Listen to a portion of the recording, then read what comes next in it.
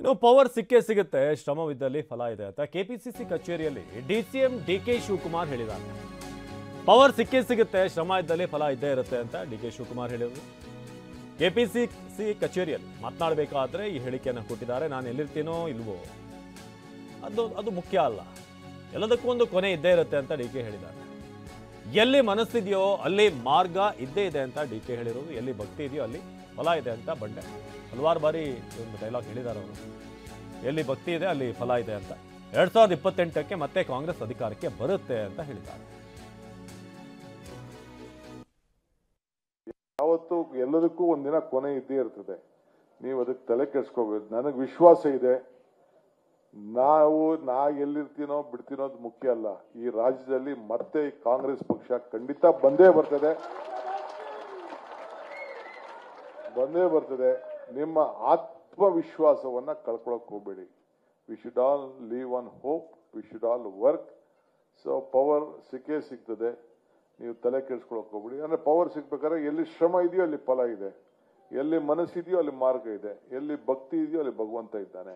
ಯಾವತ್ತು ಎಲ್ಲದಕ್ಕೂ ಒಂದಿನ ಕೊನೆ ಇದ್ದೇ ಇರ್ತದೆ, ನೀವು ಅದಕ್ಕೆ ತಲೆ ಕೆಡಿಸ್ಕೋಬೇಕು. ನನಗೆ ವಿಶ್ವಾಸ ಇದೆ, ನಾ ಎಲ್ಲಿರ್ತೀನೋ ಬಿಡ್ತೀನೋ ಅದು ಮುಖ್ಯ ಅಲ್ಲ.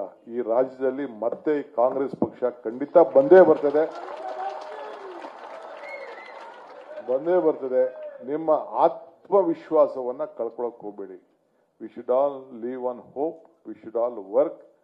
ಸೊ ಪವರ್ ಸಿಕ್ಕೇ ಸಿಗ್ತದೆ, ನೀವು ತಲೆ ಕೆಡಿಸ್ಕೊಳಕ್ ಹೋಗ್ಬೇಡಿ. ಅಂದ್ರೆ ಪವರ್ ಸಿಗ್ಬೇಕಾದ್ರೆ ಎಲ್ಲಿ ಶ್ರಮ ಇದೆಯೋ ಅಲ್ಲಿ ಫಲ ಇದೆ, ಎಲ್ಲಿ ಮನಸ್ಸಿದೆಯೋ ಅಲ್ಲಿ ಮಾರ್ಗ ಇದೆ, ಎಲ್ಲಿ ಭಕ್ತಿ ಇದೆಯೋ ಅಲ್ಲಿ ಭಗವಂತ ಇದ್ದಾನೆ. ಇನ್ನು ಯಕ್ಷಗಾನ ಕಲಾವಿದರಲ್ಲಿ ಕೆಲವರಲ್ಲಿ ಸಲಿಂಗಕಾಮ ಇದೆ. ತಮ್ಮ ಹೇಳಿಕೆಯನ್ನ ಸಮರ್ಥಿಸಿಕೊಂಡಿದ್ದಾರೆ ಪುರುಷೋತ್ತಮ ಬಿಳಿಮಲೆ.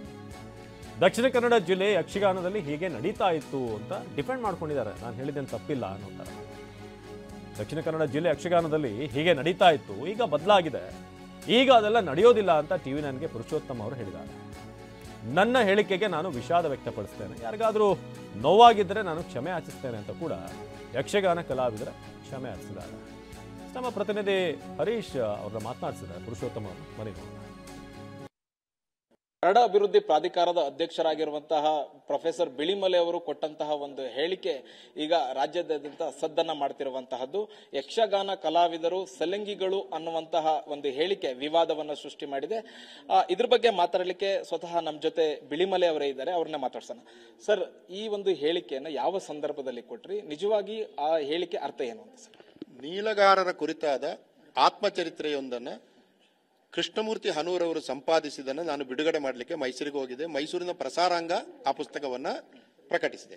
ಅದರ ಬಿಡುಗಡೆಯ ಸಂದರ್ಭದಲ್ಲಿ ನೀಲಗಾರರು ತಮ್ಮ ನಿರಂತರವಾದ ಚಲನೆಯ ಸಂದರ್ಭದಲ್ಲಿ, ಭಿಕ್ಷೆ ಎತ್ತುವ ಸಂದರ್ಭದಲ್ಲಿ ತಮಗಾದ ಅನುಭವಗಳನ್ನ ಬಹಳ ಅದ್ಭುತವಾಗಿ ಹೇಳಿದ್ದಾರೆ. ಅದನ್ನ 7 ಜನ ಕಲಾವಿದರು ಹೇಳಿದ್ದಾರೆ. ಅದನ್ನ ನಾನು ವಿಸ್ತರಿಸಿಕೊಂಡು ನನ್ನ ಊರಾದಂತ ಯಕ್ಷಗಾನದಲ್ಲಿ ಕೂಡ ಕಲಾವಿದರು ನಿರಂತರವಾಗಿ 6 ತಿಂಗಳು ಪ್ರಯಾಣ ಮಾಡುತ್ತಾರೆ. ಈಗ ಚೇಂಜ್ ಆಗಿದೆ, ಅದನ್ನು ಹೇಳಿದೆ ನಾನು, ಈಗ ಬದಲಾಗಿದೆ. ಆದ್ರೆ ನಾವು 60, 70, 80ರ ದಶಕ ನೋಡುವಾಗ ಇಡೀ ರಾತ್ರಿ ಯಕ್ಷಗಾನದಲ್ಲಿ ಮಾಡ್ತಾ ಇದ್ರು. ಅವರ ಅನುಭವಗಳನ್ನ ಅಲ್ಲಿಯ ಲೇಖಕರು ಯಾಕೆ ಸಾಹಿತ್ಯಕ್ಕೆ ತರಲಿಲ್ಲ? ಈಗ ಆ ಕಲಾವಿದರ ಅನುಭವಗಳಲ್ಲಿ ಬಡತನ ಇದೆ, ಆಮೇಲೆ ವೈಯಕ್ತಿಕ ಜಗಳಗಳಿರ್ತವೆ, ಅದರಲ್ಲಿ ಸಲಿಂಗ ಕಾಮ ಅಂದ್ರೆ ಹೋಮೋಸೆಕ್ಸ್ ಎಂಬ ಪದವನ್ನು ಅದೆಲ್ಲ ಇದೆ.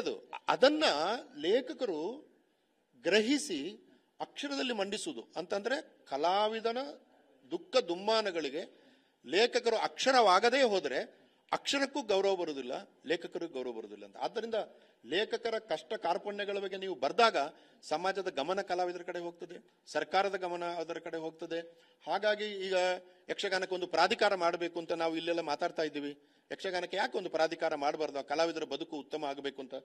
ಹಾಗಾಗಿ ಅದರ ಪರವಾಗಿ ಮಾತಾಡಿದ್ದು. ಆದರೆ ನಾನು ಮಾತಾಡಿದ್ದು ಸ್ವಲ್ಪ ಔಟ್ ಆಫ್ ಕಾಂಟೆಕ್ಸ್ಟ್ ಆಗಿ, ಅದರ ನಾನು 1 ಗಂಟೆ ಮಾತಾಡಿದರೆ ಅದರ 1 ನಿಮಿಷದ ಒಂದು ಮಾತನ್ನು ಮಾತ್ರ ತೆಗೆದು ಹೈಲೈಟ್ ಮಾಡಿ ತಪ್ಪರ್ಥ ಬರುವಾಗೆ ಮಾಡಿದೆ. ಇದರಿಂದ ಯಕ್ಷಗಾನ ಕಲಾವಿದರಿಗಾಗಲಿ, ಯಕ್ಷಗಾನ ಅಭಿಮಾನಿಗಳಿಗಾಗಲಿ, ಸಂಘಟಕರಿಗಾಗಲಿ ಬೇಸರ ಆಗಿದ್ರೆ ನಾನು ದಯವಿಟ್ಟು ಖಂಡಿತವಾಗಿ ನನ್ನ ವಿಷಾದವನ್ನು ಸೂಚಿಸ್ತೇನೆ.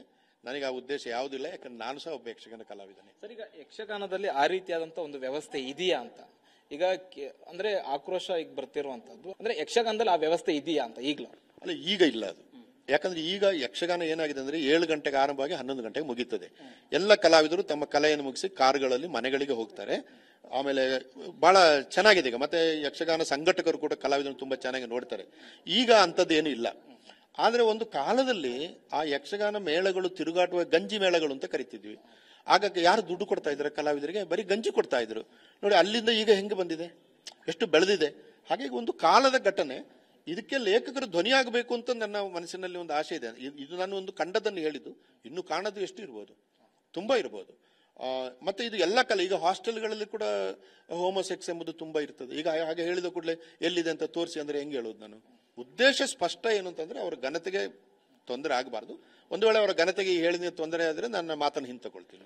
ನನ್ನ ಉದ್ದೇಶ ಅವಮಾನ ಮಾಡೋದು ಅಲ್ಲವಾದ್ದರಿಂದ ಅದು ಒಂದು ತಪ್ಪು ಅಭಿಪ್ರಾಯ ಅಂತ ಹೇಳ್ತೀನಿ ನಾನು. ಇದು ಪ್ರೊಫೆಸರ್ ಬಿಳಿಮಲೆ ಅವರ ಮತ್ತು ಕ್ಯಾಮ್ರಾ ಪರ್ಸನ್ ಪ್ರಶಾಂತ್ ಜೊತೆಗೆ ಹರೀಶ್, TV9 ಬೆಂಗಳೂರು.